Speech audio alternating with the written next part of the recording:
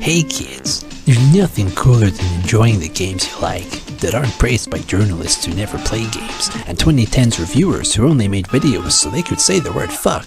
But remember, if someone can't accept that Sonic has always done everything better than Mario, that's no good. You gotta make a tedious 6-hour video analysing your opinion and how smart it sounds when compared to your video's title and thumbnail of just cover art.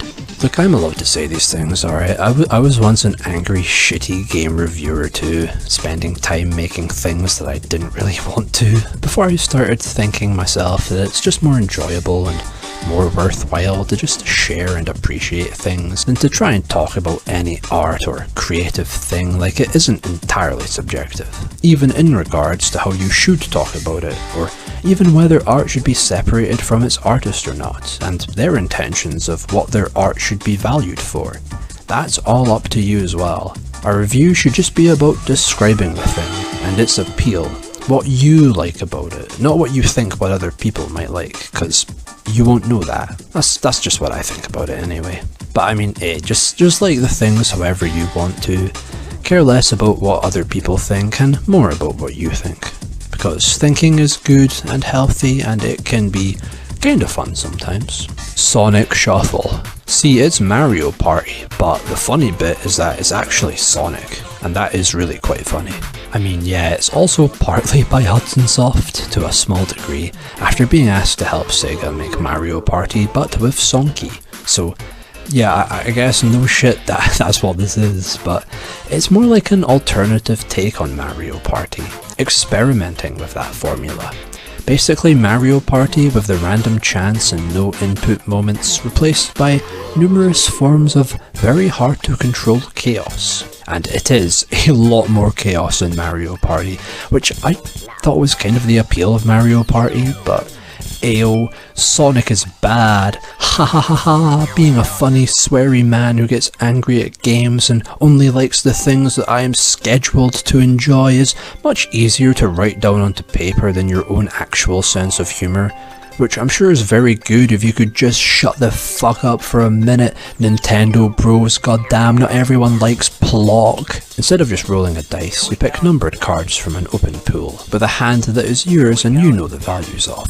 You can use any player's cards instead, giving them less options, but then you don't know what you'll be picking, and they can do the same for you as well, potentially having your higher numbered cards, giving them more movement. It's all about strategizing this half-educated guessing game of risk and reward, a race towards that prize space, trying to balance the numbers you could use on movement with the numbers you'll actually need to keep to win the battles. That's how you get the game's key item that whoever has the most of wins, the precious stones.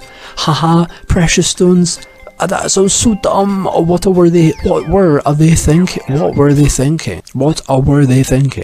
Combat is also the main way of getting items to hurt and maim your friends. These RPG-like battles are just a game of show higher numbered and goopy monster, so you want to think about which cards are worth saving for combat and how much movement you're going to be needing to get to that precious stone, and whatever else you might want to land on your way there. The minigames here are usually longer than the Mario Party ones, to make up for the fact that they have to load in because, you know, CDs. They have that same exciting game show mania feel, mixed in with those ones that are just weird little fun concepts. Some me favourites are Bomb Tossing, Balls on Escalators, and Sonic Underground 2. I find them just as much a blast as Mario Party's minigames, and they're both a bit simpler and more understandable at times, and also a bit more elaborate and complex too. Dare I even say, more video game-like? Regardless, just seeing Sonic taking this much enjoyment in the suffering and pain of his friends is pretty great. Oh boy, the suffering and pain of my friends. Some people say the minigames don't appear often enough on their own, but I found they were more than plentiful for my goldfish attention span. Plus, not having as many of them showing up without someone deliberately landing on an event space to trigger the minigames happening makes it feel a lot more balanced with the core board game, I think, which has already enough mechanics and things to play that more frequent minigames would probably make it hard to focus on said board game main, which again has much more game, I find, than Mario Party games, board games ever gamed. Sure, that works. Let's go with that. The boards are damn big, sprawling paths and shortcuts only certain characters can use. Sonic ain't got none though, but he sometimes gets to move double spaces, although I think it sort of triggers at random, with the indication that it'll happen being this little icon next to him. It's very unclear until you've already selected a card and can't go back. Yeah, there's a lot of Sonic Shuffle that's not really immediately obvious or explained. You gotta live and learn the mechanics from playing and fucking up a bit, but honestly that's just another thing more exciting about it, I think. I way prefer Sonic Shuffle's noisy alternative to the Mario Party's normal, hand-holding, always friendly setup. That's not what I'm wanting, you know, I want the chaos, right? But it's not just chaos, see. The fact that so many effects rely on timing the spin of a wheel means ganging up is way less doable here, and things that would be random chance in Mario Party you can affect here.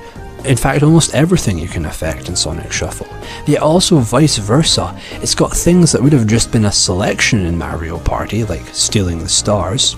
They're also that controlled timing lottery now, so you could fuck up and fail the steal if you're not careful. That's what you get for being a little stealing little fuck, that's what I say. But see, other items can backfire as well. You can sort of just completely waste them if you're not careful. I found I could strategize so much more in Sonic Shuffle just because they give you way more input and influence than Mario Party does, including that higher chance of the opponents fucking up too. But see, even if you did get familiar with, you know, the timings of the selectors and everything, there's still just enough random luck and ways to fuck with opponents that anyone could easily dominate. It feels so much more like a board game video game hybrid than Mario Party's board game with video game mini games stapled onto the side kind of thing. And really the main reason I can see why Sonic Shuffle is still exclusive to Dreamcast is just the fact that the hand of cards no one else is supposed to see is shown on the VMU. Maybe one of the coolest and smartest uses of the VMU, since it's actively playing a unique personal role in its game. Although even without the VMUs, having to play with everyone's cards visible is a totally different experience and still works just as well, because with one press of a button you shuffle your hand at random, so, you know, if it's someone else's turn and they might be trying to take one of your cards, just mash that shuffle button, dude, and your homie's gonna have to basically choose a card at random even though they can see your cards now. It's kinda genius, honestly. It's Mario Party, but with more room for strategy alongside the chaos, and also just more chaos because of that. Its slightly more intricate mechanics, working with the luck, makes it feel a lot more tailored for one players, I found. Just personally, I kind of feel Mario Party Solo is just sad.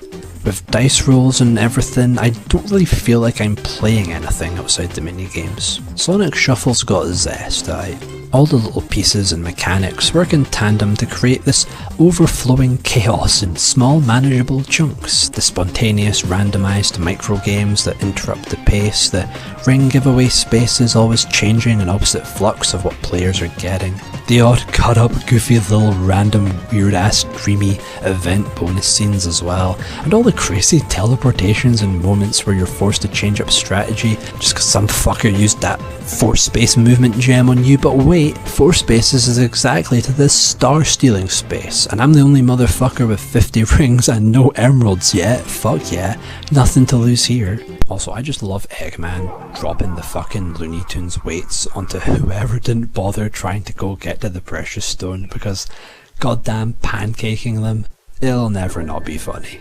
The boards change and morph as they go, all building up to that crazy finale minigame. It's absolute chaos by the end, with everyone stealing and then getting randomly teleported after, because that's another cost of stealing precious stones besides just the rings.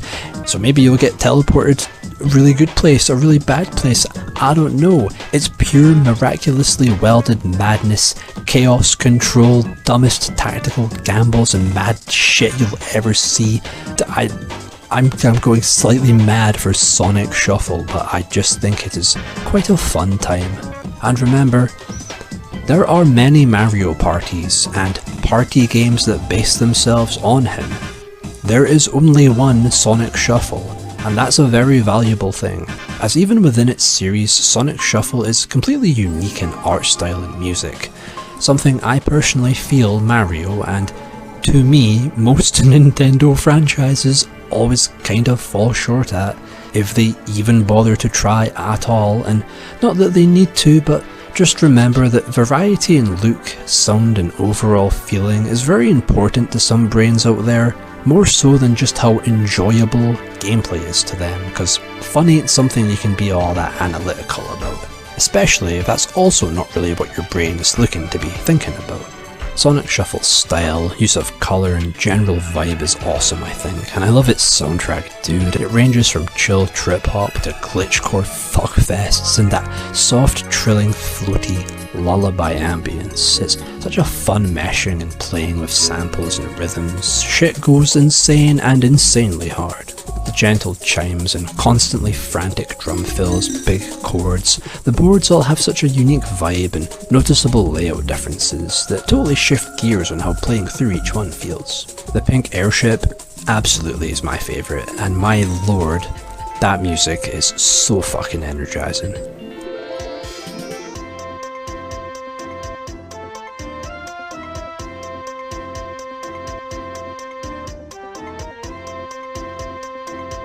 The bright jet set radio-ass, cel-shaded saturated look gels so well with the colourful sounds, these jumbled fractured dreamscapes that seem to collide sometimes 3 locations into one. This deranged collage of northern lights and stars in space, and all those shapes and bumsy textures are eye candy.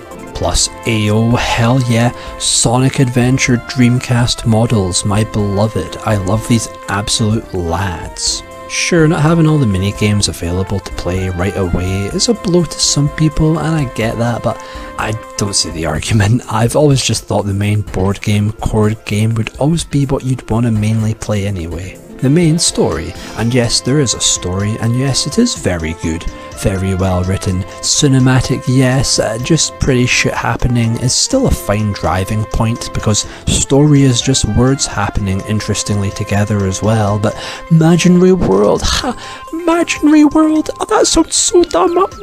What were they thinking? Yeah, with leftover rings, you get to spend them in the shop, and by shop I mean a bunch of random screenshots being pawned off to you. But yeah, I love Sonic Shuffle. I'd way rather play it than Mario Party because I'm probably always going to be playing solo anyway, and just for that sweet, sweet chaos. Chaos that everyone can influence, building up until there's nothing left but pure anger and hatred for Amy Rose. And yeah, it's kinda complex and frustrating, but I mean, Mario Party can be frustrating too, right? And isn't that kinda sort of the charm and the point? To me, at least. I mean, I too was saying fuck this game on occasion when I started playing Sonic Shuffle, but after getting to grips with that shit, it's really not that annoying, or hard, or slow. It's just in some serious need of a proper explanation, alright? I was not enjoying Sonic Shuffle at first, but my god, this motherfucker becomes so much bloody fun, I think. And I just wish it was seen more as the evenly matched but just differently flavoured alternative to Mario Party that I believe it is. Yeah, I think Sonic Shuffle's a blast. Way more engaging to me than Mario Party. I'd rather play it any day for that chaotic gambling strategy, mindfuck, power move stacking.